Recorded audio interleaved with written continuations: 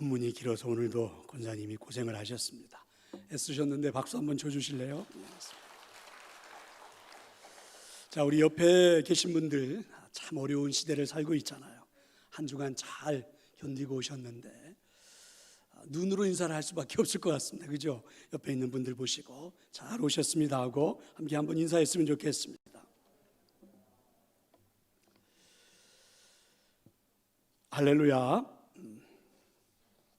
영국에 살고 있는 한 분이 있는데 척추에 이상이 와가지고 40년 동안 그냥 방 안에서 누워 지내는 그런 덴더도라는 그런 여인이 있었습니다. 이 여인은 몸을 조금도 움직일 수 없는 그런 비참한 처지입니다. 그런데도 그에게는 믿음이 있어서 그래서 잘 이겨나가고 있었고, 언제나 방에 누워 있었지만 그가 누워 있는 방에는 찬송 소리가 끊이지를 않았습니다. 그래서 가끔은 이분을 위로하기 위해서 오셨던 분들, 또 만나러 왔던 분들이 이분이 그 어려움 속에서도 잘 참고 인내하는 모습을 보면서 감동을 받기도 하고 그랬죠. 미국의 그 전도자 무디가 영국에 부흥회를 하러 갔습니다. 이 여인의 소문을 듣고는 일부러 한번 만나고 싶어서 그 여인을 찾아간 것입니다. 그리고 만나서 그 여인을 위로했지요. 얼마나 힘이 드시고 얼마나 불편하시고 그리고 얼마나 고통스럽습니까? 좀 괜찮으세요? 하고 이렇게 위로를 한 겁니다. 그랬더니 이 덴더라는 여인이 미소를 지으면서 대답을 했습니다. 괜찮습니다.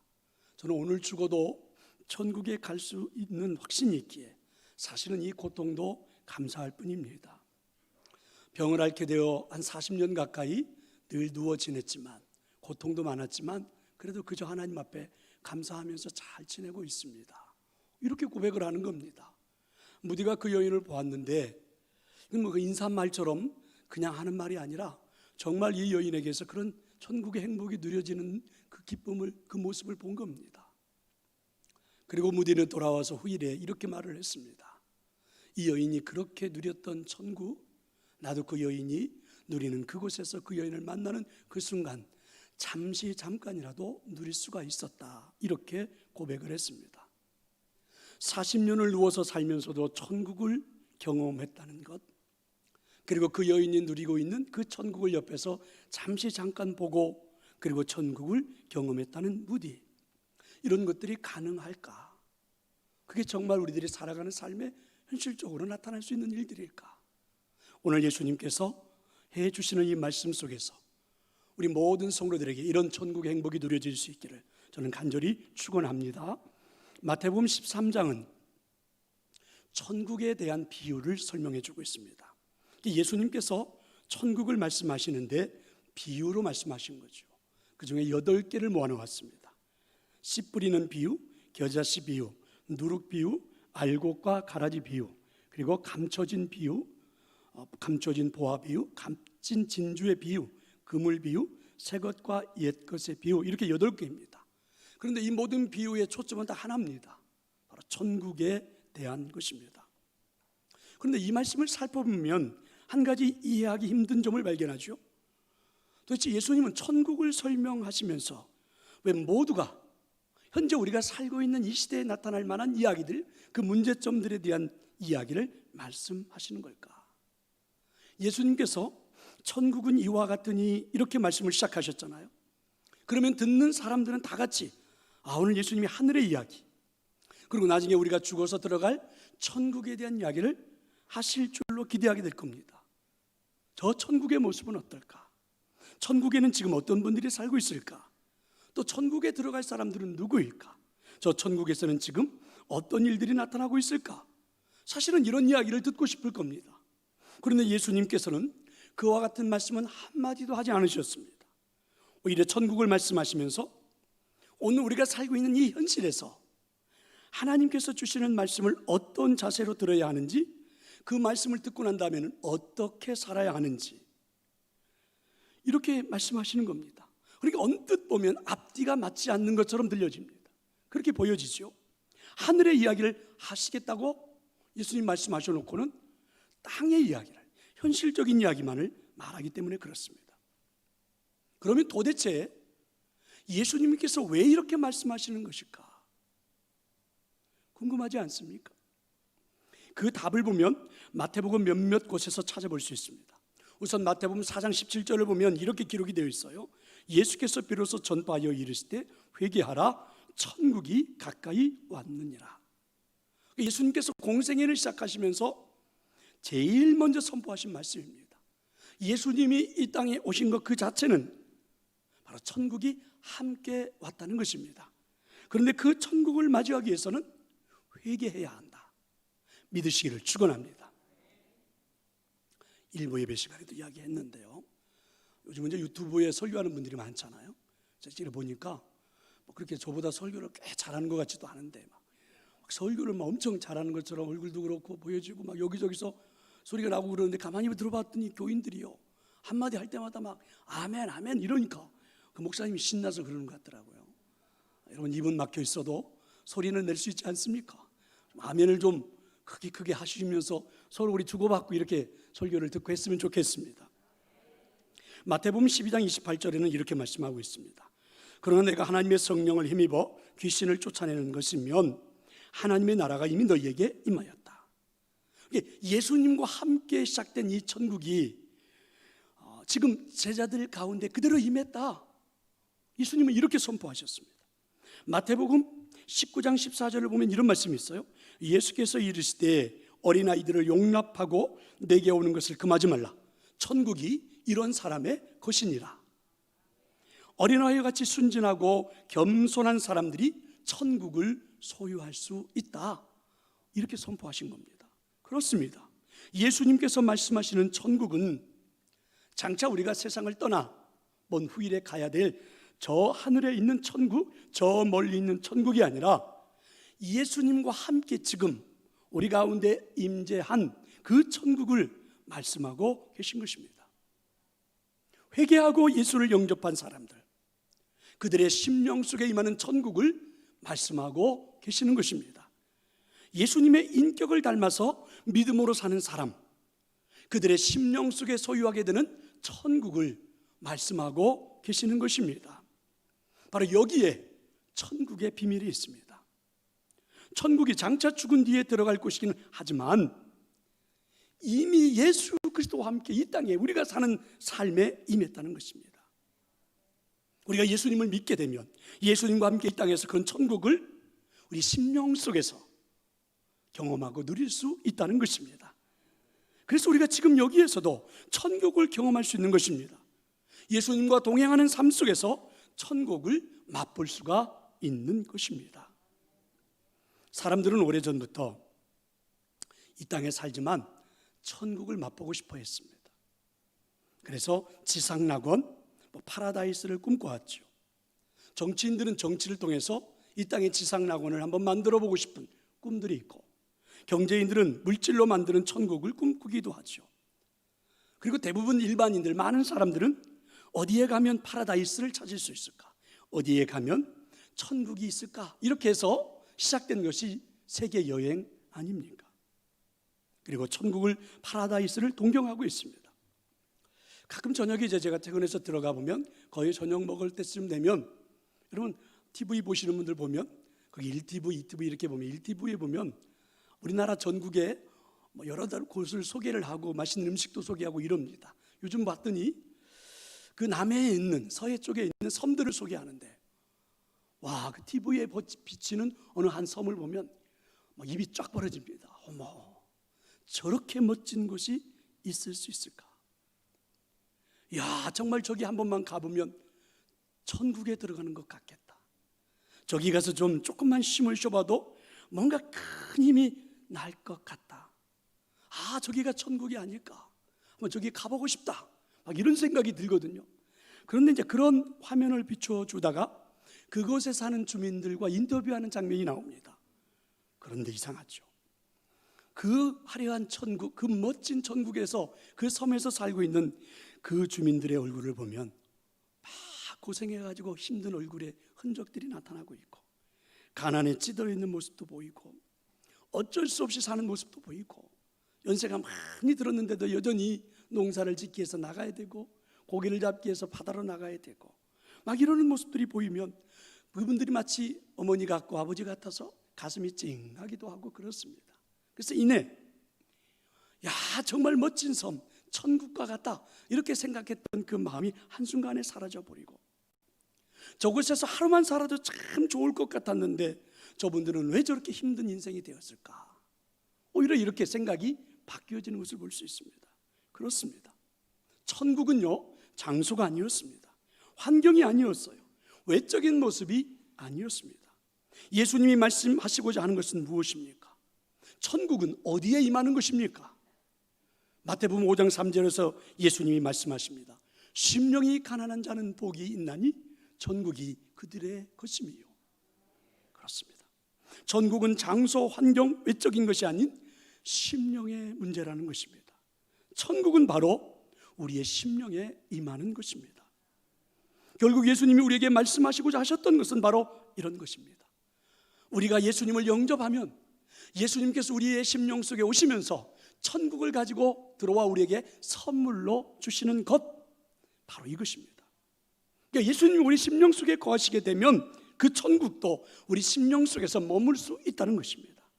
그래서 예수님과 함께 천국을 경험할 수 있는 것입니다. 비록 내일 먹을 걱정을 해야 할 만큼 그러한 가난한 처지임에도 불구하고 예수님과 함께하는 사람은 천국을 경험할 수가 있습니다. 비록 병상에서 말할 수 없는 통증에 시달리면서도 예수님과 함께하는 사람은 천국을 경험할 수가 있습니다. 비록 살기 힘든 악조건 속에서도 몸부림치고 있지만 예수님과 함께 살아가는 사람은 천국을 경험할 수가 있습니다. 사랑하는 성도 여러분, 우리가 예수님을 영접하면 나의 심령 속에 이미 천국이 임한 줄로 믿습니다. 예수님과 동행하면서 천국을 맛보며 누리며 살아가는 여러분이 될 수 있기를 간절히 축원합니다. 그런데 예수님은요, 예수님을 영접하는 순간 천국이 우리의 마음속에 임했다. 그러면 이제부터는 이제 어떻게 그 천국이 우리 마음속에 자리를 잡고 행복을 누리며 살아갈 수 있는지 그것을 소개해 주는데, 그게 바로 오늘 우리가 읽은 본문의 말씀입니다. 자, 들어가 볼까요? 천국이 우리 심령 속에서 자리 잡는 과정은 그러면 무엇으로 가능할까? 천국은 말씀으로 임하는 것입니다. 믿으시기를 축원합니다. 3절을 보면 이렇게 말씀하시잖아요. 씨를 뿌리는 자가 뿌리러 나가서 뿌릴새, 이렇게 말씀하십니다. 여기서 씨라고 하는 것은 이제 19절에 가보면 확인할 수가 있는데 바로 천국의 말씀, 곧 하나님의 말씀을 의미하고 있습니다. 그런데 씨를 뿌리는 자가 누구냐? 누가 씨를 뿌리는 거냐? 그랬더니 오늘 성경은 바로 예수님입니다. 37절을 보면 좋은 씨를 뿌리는 이는 인자요 라고 말씀하고 계십니다. 그러니까 예수님께서 하나님의 말씀을 사람들의 심령의 밭에, 천국의 말씀을 사람들의 심령의 밭에 뿌리시는데 그게 바로 천국, 그게 바로 하나님의 말씀, 믿으시기를 축원합니다.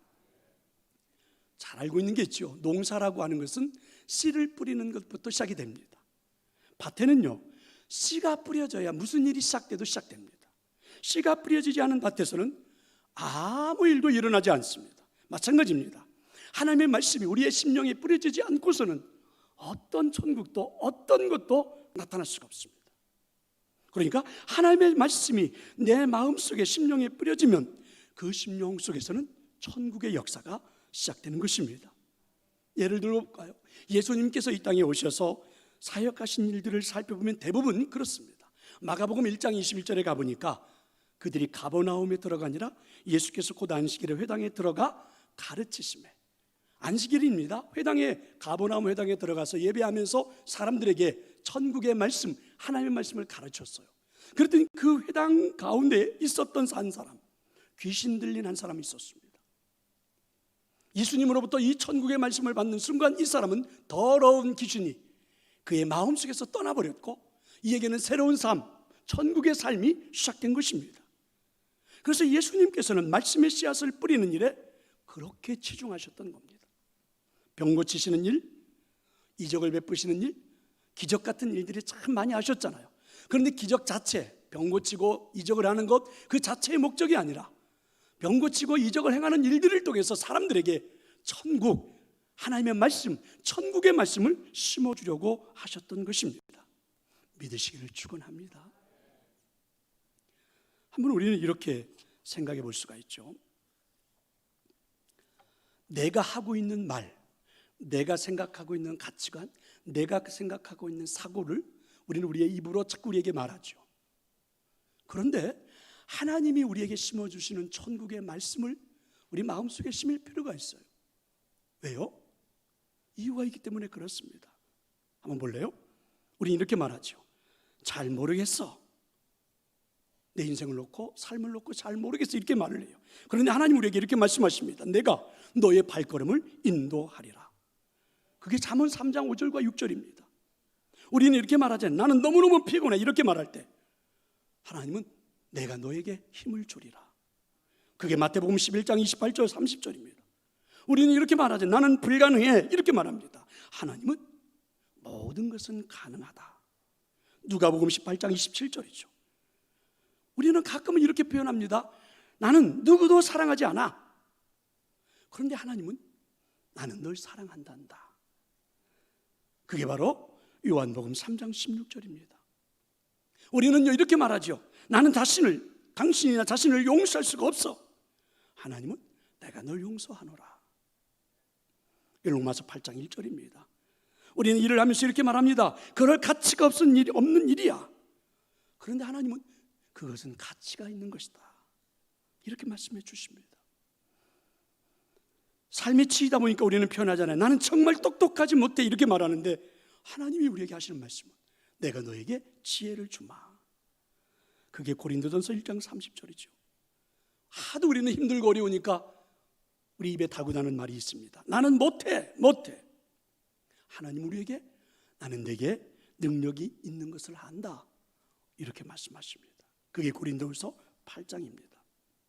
성도 여러분, 그렇습니다. 우리의 심령밭에 천국의 말씀, 하나님의 말씀의 씨앗으로 뿌려질 때 천국이 시작되는 줄로 믿습니다. 그래서 우리는 하나님의 말씀을 받는 일, 하나님의 말씀을 내 삶에 심는 일, 이것을 정말 귀하게 생각해야 합니다. 천국의 씨앗, 축복의 씨앗을 받는다는 생각으로 말씀을 받을 수 있기를 축원합니다. 말씀 임한 우리 모두에게 저는 천국이 임한 줄로 믿습니다. 또 하나 이제 한번 생각해 볼까요? 그러면 천국이 우리 심령 속에서 자리 잡는 과정 중에 깊이 생각할 것이 있습니다. 그게 뭘까요? 그것은 바로 천국이 자리 잡는 과정 중에는 위기가 있습니다. 성도 여러분, 이 말씀은 좀 깊이 한번 생각해 볼 필요가 있습니다. 천국의 씨앗이 뿌려졌다고 해서 우리 심령들 속에 다 천국이 임하느냐? 예수님은 그렇게 말씀하지 않으셨습니다. 그 씨앗이 심령 속에서 뿌리를 내리고 자라고 열매를 맺어야만이 천국을 누릴 수 있다는 겁니다.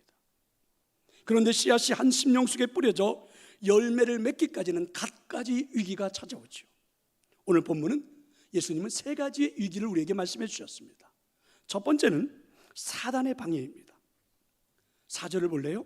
이렇게 말했어요. 뿌릴새 떨어는 길가에 떨어짐에 새들이 와서 먹어버렸고, 이런 말씀을 했어요. 그러고 나서 예수님이 친절하게 19절에서 그 뜻을 제자들에게 해석을 해주었습니다. 자, 여러분 19절의 말씀인데 같이 한번 읽어봅시다. 아무나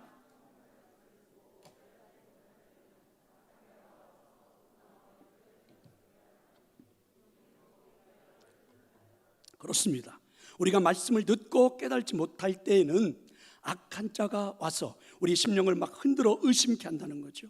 그러니까 말씀을 듣기는 들었는데 말씀이 우리 심령 속에 자리 잡지 못하고 사라져버리게 만드는 거예요. 씨가 뿌려졌는데, 길가에 뿌려졌는데 새들이 와서 마치 다 쪼아 먹어버리는 것처럼 말입니다. 그래서 이 부분을 신학자 C.S. 루이스는 아주 잘 설명을 했습니다. 신학자 C.S. 루이스가 써놓은 책 중에 보면 악마의 편지라고 하는 곳에서 이 부분을 잘 설명을 했는데 이렇게 말을 해요. 어느 날 한 신사가 일주일에 한 번씩은 습관적으로 도서관을 찾습니다. 그 도서관에 가서 여러 가지 책을 읽다가 한 번은 도서관에 책을 고르는 가운데 눈에 딱 들어오는 책이 한 권 있었는데 신앙서적이었어요. 근데 저 서적을 한번 읽고 싶은 생각이 드는 거예요. 그래서 그 서적을 빼기 전에 읽고 싶은 생각을 드는 이유는 하나님에 대해서 한번 깊이 생각을 해볼까? 하나님은 어떤 분이실까? 나는 그분과 관계가 맺어질 수 있을까? 이런 생각이 마음속에 찾아와서 그래서 서적을 빼다가 한번 읽고 싶은 겁니다. 근데 그 순간에 마음 한 곳에 또 생각이 이런 것들이 나왔습니다. 야, 점심시간이야. 배고플 텐데 뭘 그걸 그렇게 골치 아프게 책을 읽겠다고 하고 있어. 빨리 식당으로 가. 그래서 이 사람이 멈칫하다가 결국은 책을 빼지 않고 식당으로 간 겁니다. 그런데 식당으로 가고 있는 그의 뒤에서 사단이, 마귀가 회심의 미소를 짓고 있다, 이렇게 설명을 했는데 정말 적절하게 잘 설명을 한 것 같습니다.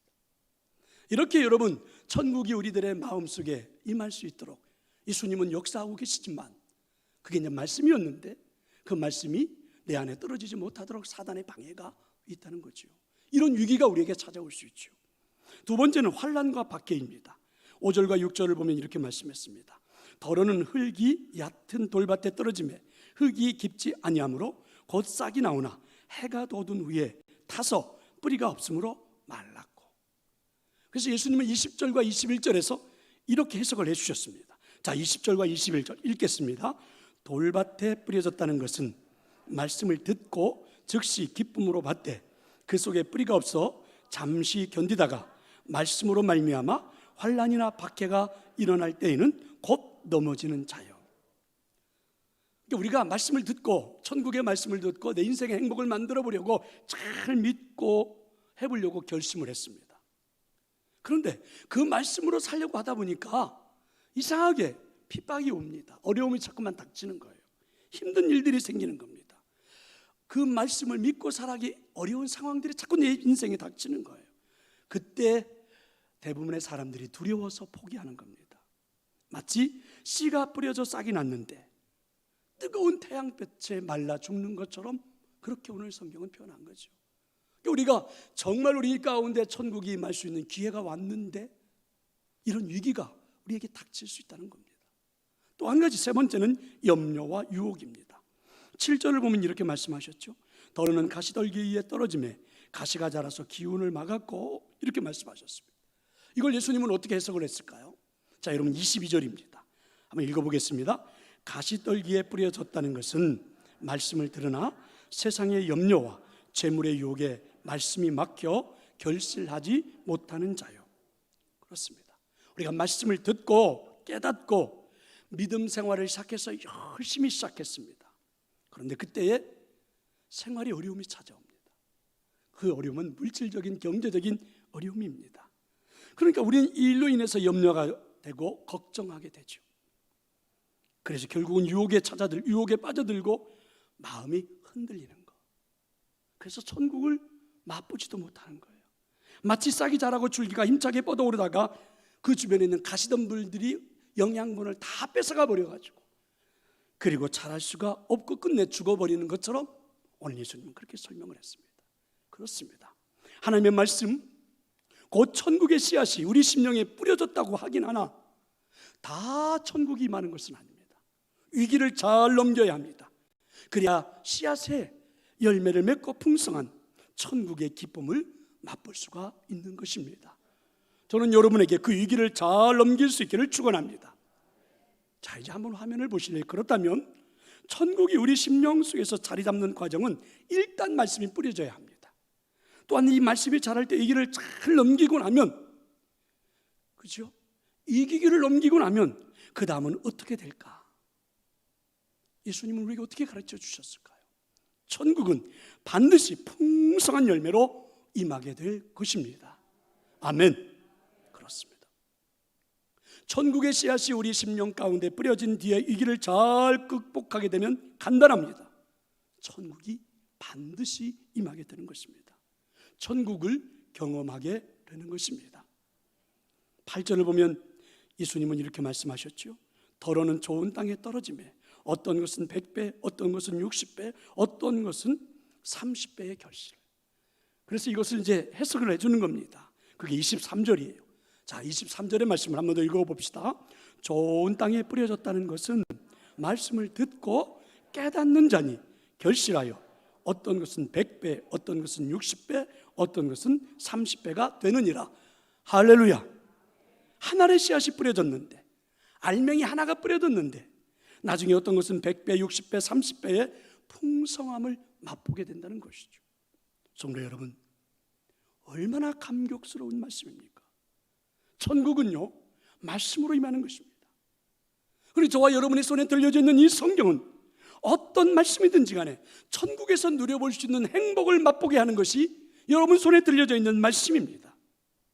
이 말씀이 내 심령 속에 심겨지고, 그리고 방해하는 것들로부터 잘 이겨내고, 그리고 우리가 우뚝 서게 되면 말할 수 없는 감동을 누릴 수가 있습니다. 천국에서나 맛볼 수 있는 것들을 지금 현재 이 자리에서 맛볼 수가 있는 것입니다. 100배, 60배, 30배, 단순한 어떤 숫자의 개념이 아닌 천국의 질, 천국의 양. 그렇습니다. 인간이 추구하는 최고의 행복, 그 행복이 이 성경에 우리들의 손에 다 들려져 있다라고 예수님은 말씀하시는 것입니다. 성도 여러분, 이 행복을 맛보고 싶지 않으세요? 이 행복을 누리고 싶지 않으십니까? 역으로 말해보면 이 말씀이 뿌려지지도 않는 사람들이 있습니다. 참 불쌍한 사람들이죠. 뿌려지긴 했는데 뿌려진 말씀이 자리 잡는 과정 속에서 이 길을 만나 다 시들어버리는 사람들도 있습니다. 그래서 정말 천국을 맛본 채 살아야 되는데 한 번도 맛보지 못한 채 여러분 교회를 다니고 있다면, 그렇죠? 말씀을 가슴에 뿌리고 누려야 할 우리의 심령이 지옥이 되어 오늘도 예비하고 있다면 이보다 더 어리석은 일이 어디 있습니까? 인생의 행복에 누려줄 수 있는 것을 손에 다 들고 있으면서, 그리고 그것을 들으면서도 내 삶에 한 번도 제대로 적용해보지 못한 채 지옥 같은 인생을 살고 있다면 이보다 더한 어리석은 인생이 어디 있을까?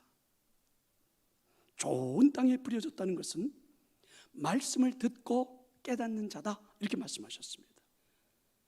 깨닫는 자, 말씀을 해석해주는, 알아듣기 쉽게 말씀해주는 것, 이걸 설교라고 합니다. 예수님도 설교하셨고 저도 예수님께서 하셨던 말씀처럼 설교하고 있고 외치고 있고, 성도들이 알아듣고 깨달을 수 있도록 해석도 하고 선포도 하고 그리고 가르치기도 하는 것입니다. 그런데 이것을 우리들의 삶에 그대로 심을 수 있는 자가, 그죠, 누릴 수 있는 건데, 이 설교를 듣는 이 자리에 있으면서도 우리가 천국을 누리지 못하고 살아간다면 후일에 우리는 얼마나 후회할까? 천국은 말씀으로 임하는 것입니다. 최고의 감격을 누릴 수 있는 것입니다. 저는 여러분이 말씀으로 누려지는 그러한 천국이 될 수 있기를 축원합니다. 어느 교회에서 목사님이 설교를 했습니다. 하나님의 긍휼하심, 예수 그리스도의 긍휼에 대해서 설교를 한 겁니다. 설교를 다 마치고 저도 그러듯이 저 뒤에 나가서 이제 끝나고 가는 교인들과 인사를 하고 있었습니다. 그런데 그때 한 남자가 이 목사님 앞에 다가와서 아주 못마땅한 표정을 지으면서 거칠게 손짓을 이두르며 말하기 시작했습니다. 나처럼 당신의 아내가 갑자기 세상을 떠나고 남아있는 자식들이 엄마가 보고 싶다고 애통하며 울부짖고 있는데도 당신은 그런 설교를 할 수 있습니까? 함부로 말하지 마세요. 소리를 지르고 그리고는 그 자리를 떠나갔습니다.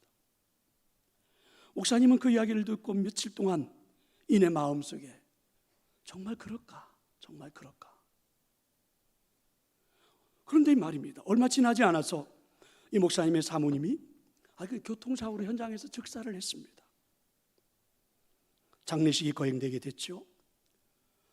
입관을 하기 위해서 이제 자기 아내를 다 시신을 거두고 그리고 마지막 얼굴을 입관을 진행하는 분이 쳐다보라 해서 아내의 얼굴을 쳐다보고 있으면서 며칠 전 어떤 분이 자기에게 그렇게 소리를 지르며 떠났던 예수 그리스도의 자비, 하나님의 자비 긍휼에 대해서 설교할 수 있느냐고 외쳤던 그 이야기가 떠오르기 시작했습니다. 정말 지금 이 현장에 죽고 세상을 떠나가는 내 아내의 얼굴을 마지막으로 보는 이 순간 나는 어떨까?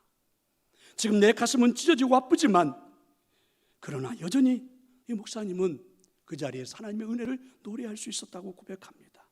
왜냐하면 오직 예수 그리스도만이, 오직 예수 그리스도만이 나에게 나의 아내와 천국에서 만날 수 있는 소망을 줄 수 있는 분이 그분인데, 가슴이 아픈 건 사실이지만, 그리고 정말 헤어지기 싫은 사실이지만, 그리고 정말 이 슬픔을 금할 수 없는 건 사실이지만, 그래도 나는 그 자리에서 소망을 가지고 그리고 하나님의 은혜를 노래할 수 있었다라고 간증을 했습니다. 사랑하는 성도 여러분, 여러분의 인생의 삶에 천국이 누려주십니까?